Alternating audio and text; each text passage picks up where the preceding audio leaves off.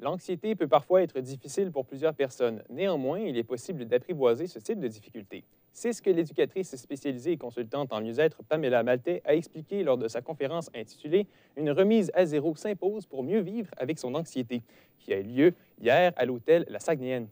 Je suis présentement en sa compagnie, qui est venue nous en apprendre davantage, justement. Bonjour, Madame Maltais. Bonjour. Qu'est-ce que l'anxiété, selon vous?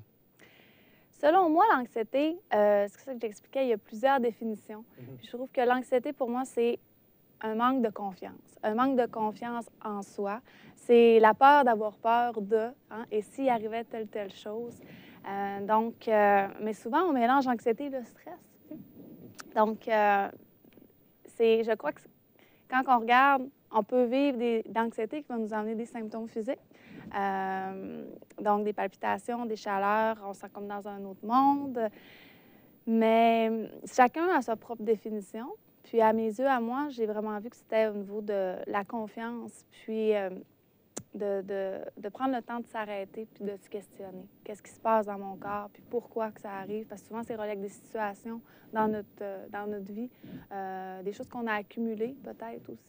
C'est en quoi ça consiste, la remise à zéro, selon vous? On a entendu parler un peu de ça. Bien, la remise à zéro, je l'explique, j'aurais pu l'intituler « Faire le grand ménage », en fait. C'est de repartir à la base. Puis, j'expliquais que notre base, c'est nos besoins physiologiques. Je le comparais beaucoup à la pyramide de Maslow. Donc, dans la vie, aujourd'hui, je trouve qu'on est dans un monde hyper matérialiste. La pyramide de Maslow, c'est... En fait, c'est les besoins... vous ne connaissez pas la pyramide de Maslow? Non, je ne connais pas. Donc, il y a 5 étages. Des besoins physiologiques, besoins de sécurité, besoins d'estime et tout ça. Fait que, dans l'être humain, c'est nos besoins principaux que chacun a besoin. Puis, quand notre base n'est pas comblée, c'est difficile d'aller un petit peu plus haut. Fait que, dans le sens que, pour reprendre ce que je voulais dire, c'est que c'est de vivre le moment présent et d'aller se nourrir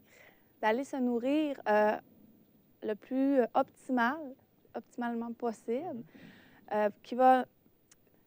c'est comment je l'exprime? Je l'exprime toujours sur... en fait, je suis un petit peu en stressée en ce moment, justement. Non, mais en fait, c'est de revenir à la base de nos besoins, bien s'alimenter, se nourrir, des pensées positives et de se centrer sur qu'est-ce qui nous fait vibrer, en fait. Fait que de retirer tout ce qui est à l'extérieur dans l'environnement. Je parlais qu'on est dans un monde matérialiste, des fois des valeurs qui ne nous correspondent pas, qui font qu'on est plus angoissé ou plus stressé.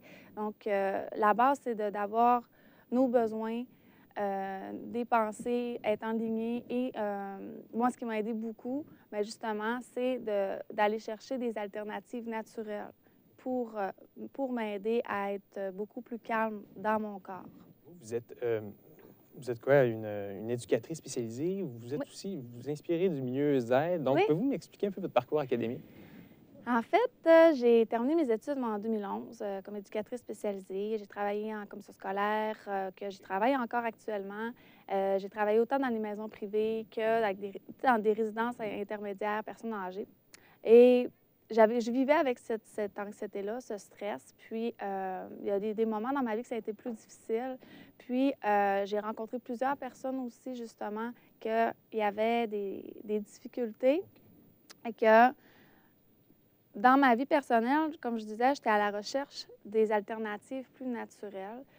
J'étais contre les médicaments pour m'aider à aller mieux mentalement, physiquement. Mais d'où vient cette envie d'aider les autres, justement? Là, c'est ma passion de la relation d'aide. Oui, exactement. Donc, quand je parle de mon côté éducation spécialisée, bien, c'est ça que j'ai toujours été passionnée de la relation d'aide, aider les gens qui vivent avec une différence et de pouvoir les accompagner pour qu'ils aient un meilleur quotidien. Mais le côté mieux-être, justement, est apparu par mon expérience personnelle pour ma recherche d'alternatives naturelles. Donc, je suis allée chercher plus au niveau de la supplémentation, d'aller me nourrir aussi aller chercher des aliments qui vont me combler, qui vont me nourrir, puis qui vont aider au niveau de mon anxiété et mon stress, mais le plus naturellement possible. OK, donc, on croit comprendre, vous avez vécu de l'anxiété aussi, Exactement. donc vous êtes capable d'en parler vous-même. Comment... Oui, exactement. C'est à l'âge de 16 ans que j'ai commencé à faire des attaques de panique. OK. Et moi, ça avait déclenché dans un cours de mathématiques, mais lors de la conférence, justement, je donnais c'est un bref résumé, mais ça s'est étalé sur plusieurs années, même pendant mes études. C'était très difficile de communiquer en public, justement. Mon métier m'a aidé énormément. Mon métier m'a aidé énormément parce que cette passion-là d'aller aider les gens était tellement forte que, bref, je passais par-dessus le stress et l'anxiété. Puis, vous avez d'autres conférences à venir? Vous allez continuer à parler de ça avec d'autres... Oui, bien en fait, pour le moment, je vais faire des ateliers. OK. Oui, ça va être des ateliers éducatifs et qu'on va toucher le côté éducation, technique d'impact, comment gérer ses émotions, comment justement prendre soin de soi. Hein, OK. comment, le développement personnel, bienveillance aussi qui va être une grande force là-dessus. Et je vais faire des ateliers là, avec des enfants et des adolescents. Il n'y a pas de date présentement OK, pas pour les prochaines conférences. Non, ça va vraiment être Donc, des ateliers structurés OK. que les gens vont pouvoir s'inscrire avec des groupes d'âge, enfants ou adolescents. Merci beaucoup, Mme Maltais. Merci. J'étais en relation avec l'éducatrice spécialisée et consultante en mieux-être, Pamela Maltais. Merci de nous avoir éclairé sur ce sujet aujourd'hui. Ça me fait plaisir. Mesdames et messieurs, au revoir.